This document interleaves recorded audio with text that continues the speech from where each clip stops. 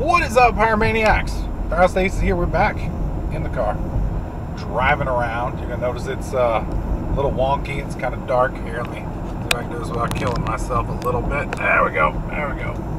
That should give you a little bit better view of me and my glorious fatness. Squeezing into this little Prius. Fat man in a little car. Anyways, I just kind of wanted to do a small update here. This is going to go on both channels.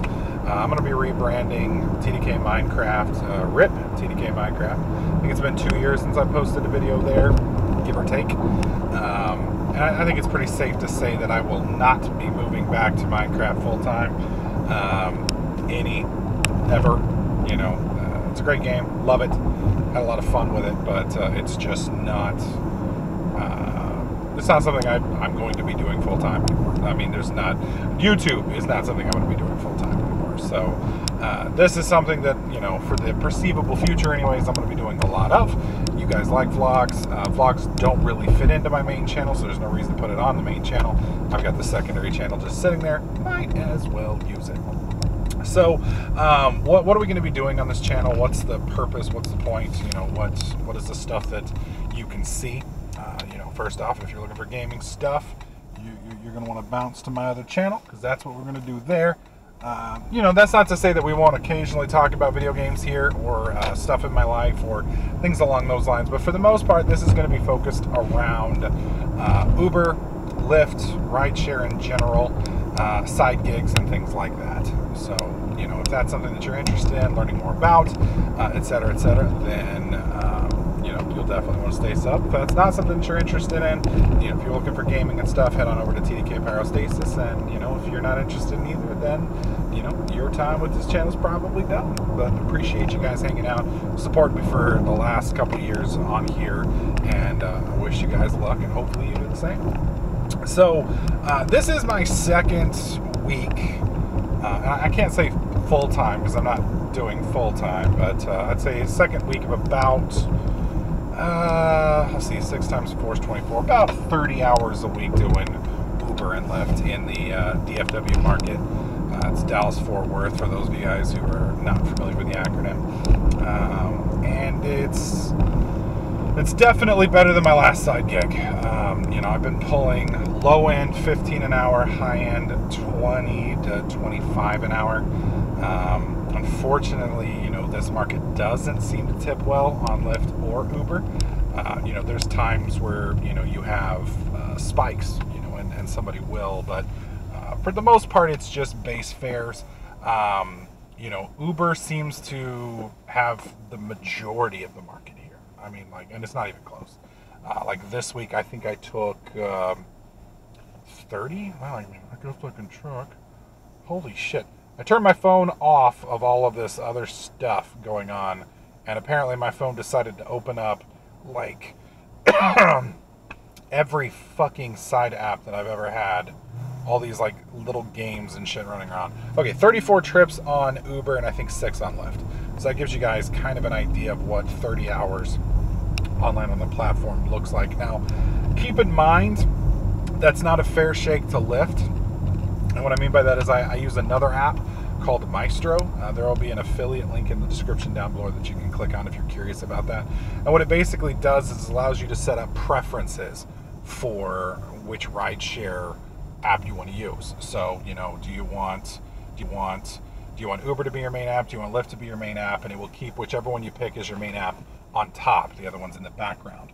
Then you get to set up all sorts of preferences. Distance, you know, I don't want to pick up passengers that are more than 8 miles away or more than 5 miles away or whatever. I don't want to pick up passengers that are more than 10 minutes away, because sometimes they're 3 miles, but because of traffic, you know, it's going to take you 15 minutes to get there. Ratings, you can set, you know, I don't want to pick up anything under a 4.6, you know, 4.6 and above, et cetera, et cetera. And then one of the really nice things is it can also allow you to completely filter certain types. Now, here in DFW, we don't have line or pool yet. So, you know, Uber pool and Lyft line are, you know, pretty much universally hated, it seems, by all rideshare drivers. You know, if you're on a quest or promotion and you need rides, then, you know, they're tolerated. But, you know, for the most part, passengers don't quite understand how it works. They get in your car, they get pissed off that you're picking up other people. The navigation doesn't always seem to work well. People are slow, so you end up waiting, which makes other people late, which makes them even more mad. And it's just a ratings tank for the most part. Not only that, but the pay seems to be garbage as well. Now, keep in mind, that is just my experience off of Reddit, which is obviously a negative-centered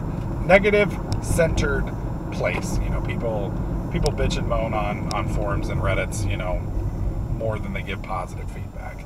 I'm sure there's a couple of people out there that love Line and love Pool, but it seems like the vast majority don't. Thankfully, not an issue here. Anyways, back to Maestro. It lets you basically filter those out. Now, Uber lets you do that on its own, I believe, with I think, like, you can filter out delivery, you can filter out UberX, and, you know, if you're Uber XL, it can do that. I don't think it lets you filter Line now, or Pool. Keep in mind, as far as I'm aware, none of the apps will deactivate you for having a low acceptance rate. They will deactivate you for having a high cancellation rate.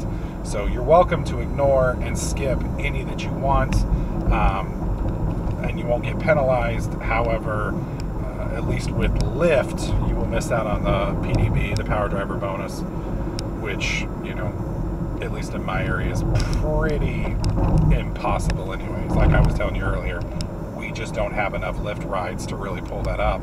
And, you know, I think the baseline is 20 primetime rides. You know, it would be one thing if it was just 20 rides on the platform, you know, that I could do. But 20 rides on the platform during certain hours is very hard here at DFW, or at least at the moment for me. Now, there may be other people that have, you know, oh no, man, you're an idiot. You don't know how to do this shit, man. You get smart. You're being too hard. You're being stupid. And that may or may be the case. You know, this is my second week doing this. I definitely do not have this shit figured out yet. And I'm definitely wasting time on, you know, certain areas. You know, I haven't quite figured out all the best areas, where to go, where not to go, what to avoid, what not to avoid, etc., etc. I'm learning. You know, I'm not stupid.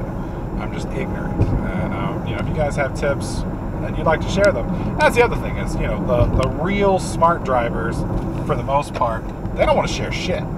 It's like, you know, this is how I make money. And, you know, especially if you're in the same market, they definitely don't want to tell you where to go and what to do. Because, you know, at that point, you're competing directly with them. And if they tell you where all the secret sweet spots are, then, you know, you're stealing their business, basically. And it's cutthroat. It's cutthroat because, you know, everybody wants the good pings. Nobody wants the bullshit pings. And I honestly think a big part of what hurts me is the fact that I don't want to drive after midnight. You know, if I was willing to drive after midnight, I think I could make a hell of a lot more money. Now, to give you guys an idea, in DFW, I make, working 4 days a week, like roughly 6 hours a day. And that's not accurate. It's more like 4 to 6 hours a day because I'm still changing my sleep schedule. But you can make about $400 to $500 with that amount of work. And, you know, it depends on, you know, what concerts and or games and or events are in the area. You know, like last weekend was the Cotton Bowl. Well, not the Cotton Bowl. There was the Texas OU game at the Cotton Bowl, which was ridiculous. I got I think it was a 30-mile drive on 3.3 surge, which for me was great. It doesn't surge too hard here in DFW unless it's late at night. So it was kind of nice. That was one of my best. I think it was like $70 plus a $10 tip, which was awesome. Got my first $20 tip in cash today, which was nice. And I don't know how we got here. I'm just rambling now. It's kind of funny, you know, you're trying to do vlogging and such like that while driving in an area you're not familiar with, so you're having to navigate, and it's easy to lose your thought. But I think I was talking about Maestro, telling you guys all how that works.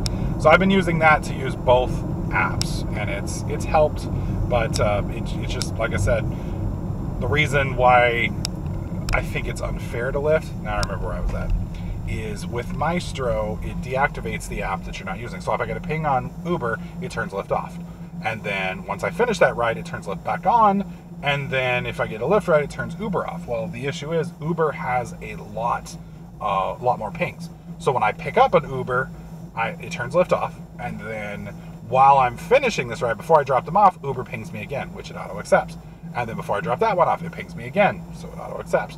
Whereas with Lyft, I'll pick a ride up, and then there might be 5 or 10 minutes before I get another ping. And because of that, Uber, I switch back over to the Uber platform. So Uber is more consistent. It has more pings back to back, and it seems like more market saturation, whereas Lyft is still working on it. So not only that, but Lyft seems to have a lot more min fares. A lot more min fares. Like, it's brutal. You know, you finally get a Lyft ping, you're like, yes, all right, cool, let's try this out. And then it's like, you know, $3. And it's just like, oh, God. And it would be kind of different if they were back to back. You know, if I could get $3 in an hour, I'd be happy. But, you know, it's like 3 or 4, and then it's a dead period. So, I don't know. Lyft has just this week released a new, I guess it's their version of Quest. And it's kind of ingenious, sort of. It's almost like they're recognizing that one of the issues that they have on their platform is they don't have the saturation, and so that there's that gap that Uber can steal the drivers. And so what they're doing is you get a ping, and during this hour, so to speak, let's say, there is a streak bonus, which is basically just a quest, but it's a timed quest, which I guess is just a quest. And so during that, let's say 4 to 5, you know, you pick up a ride. As long as you don't turn the Lyft platform off, and as long as you take every ride you get, which is also kind of bullshit, then you will get X. So like, let's say 6 rides, $20. So you complete those 6 rides, you get your fare, and you get $20, which is nice. But it's also keeping people on the Lyft platform, which is going to help, you know, I guess, shorten the ride distances, or not distances, but you know, like when you ping somebody, it'll make it to where, you know, passengers get their rides faster. And the question will be is, are there enough passengers? Because, you know, $20 for 4 rides, you know, sounds nice, but if it takes you 3 hours to get that, it's not worth it, you know. And so that's where you come into the cost-benefit analysis. Is it better to, you know, say, screw the bonuses, I'm just going to ride Uber or, you know, whatever, or is it better to play both of the bonuses? And one of the nice things that I like is literally up until I started doing this, you know, I quit my other part-time job and just did this not full-time, but fully part-time. Does that make sense? Instead of splitting between the two. The two platforms would play off of each other. Like if I did Uber for a week, then Lyft would be like, hey, if you do 20 rides this week, we'll give you $140 on top of your fares, you know? And I'd be like, oh, okay, well, shit, fuck Uber. And then, you know, Uber would be like, hey, screw those bitches, come over here and do us, and we'll give you this and this and this. And then, like, the second I started doing, you know, 25, 30 hours a week, they're like, yeah, we own you, bitch. We're not giving you anything. And it's like, damn it.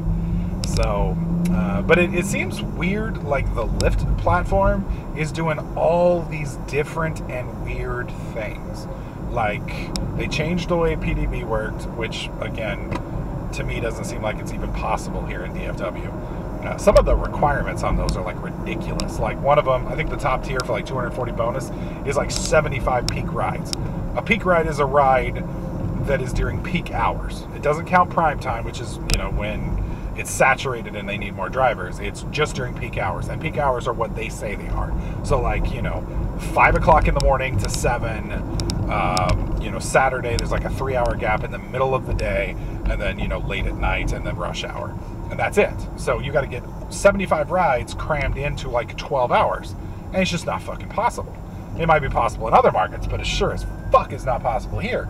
And it's kind of frustrating, because I would love to do something like the PDB, but it's just not possible. So I'm hoping, because you know, obviously Lyft is not going to be doing a whole lot of micromanagement. You know, they're not going to be looking at, you know, every single individual market. They're going to roll out the PDB nationwide to, you know, their however many markets they're in, and they're going to just be hoping to God that, you know, it's good everywhere. Because it's a little weird, because if we had line, it'd probably be a lot easier. But since we don't have line, it makes it very hard. So I guess that's one of the times it's a little counterproductive, I guess. So anyways, I just wanted to let you guys know what you can expect here. I'm going to probably do a big rebrand on the channel. I'm not sure what name I'm going to go under. You know, Pyrostasis is my tag on my game channel, but we may change that up here. I don't know. I'll think about it. We'll throw it up. It's funny because I've done about 5 of these vlogs on the way home, and every single time I end up, not liking it. So I'm hoping this time we end up using it. And then in the future, I'm going to try and do some very targeted stuff. You know, like today we talked about, the changes to Lyft with the streak bonuses. We talked about the Maestro app. Once again, link in the description. Keep in mind, I do get a small benefit for that if you end up signing up, but it's a great platform. It's a great app if you're going to use both platforms, which you should. And then I'll also have my Uber and Lyft affiliate links down there. You know, if you want to sign up. I think right now, if you sign up with my Lyft setup, it depends on your market, but in the DFW market, it's $700. In some markets, it's as high as $2,000. Now, granted, that's not $2,000 you get just for signing up. It's, you get a certain amount of money for every single ride you do. So like here in DFW, it's $2.80 extra. So if you take a $5 ride, it's actually $7.80. And you do that 250 times, and you end up with $700 extra bucks, which ain't bad. Ain't bad. I can use $700 extra bucks for sure. For sure. So if you'd like to make a little bit of extra money and you haven't picked up one of these rideshare platforms, I strongly recommend it, at least as a side job. I don't know if I'd recommend it full time, unless you just really don't have many bills, because I'd say you could probably make about $2,000 to $2,500 depending on how hard you're willing to bust your ass. Obviously people who are willing to work their ass harder are going to do better, but not everybody's willing to work 60 hours a week. And at a certain point in time, you're putting a ridiculous amount of miles on your car. You are sitting in this chair a ridiculous amount, and fatigue kicks in. So be safe, guys. Be safe. Money's one thing, but you can't spend it if you're dead. You know what I mean? So let me know if there's anything specific you guys would like to hear about regarding ride sharing. If there's any questions you have, keep in mind I am a newbie, but I can probably find somebody that's talked about it, maybe able to share some information. I'll probably be talking about different apps that I use, things that I think contribute to rideshare drivers, stuff that, like mileage tracking, Maestro that runs both apps, things like that. There's a lot of stuff like that out there that will make your life a little bit easier, and I can explain what I use, why I use it, and why I think you should use it, and then you can take all the information, kind of figure it out for yourself, and decide what you want to do. Because just because I run a dash cam and I think people who don't are crazy doesn't mean you have to. You can definitely do what you want. That's the beauty of life and having a free country. You can do whatever the hell you want for the most part without, granted you're going to have to deal with the consequences, but it is a free country. So, anyways, guys, thanks for watching. Appreciate it. If you like this video, please slap that like button. Consider sharing it with a friend. Sharing word of mouth is always huge. Don't forget to subscribe, and I'll catch you guys next clip.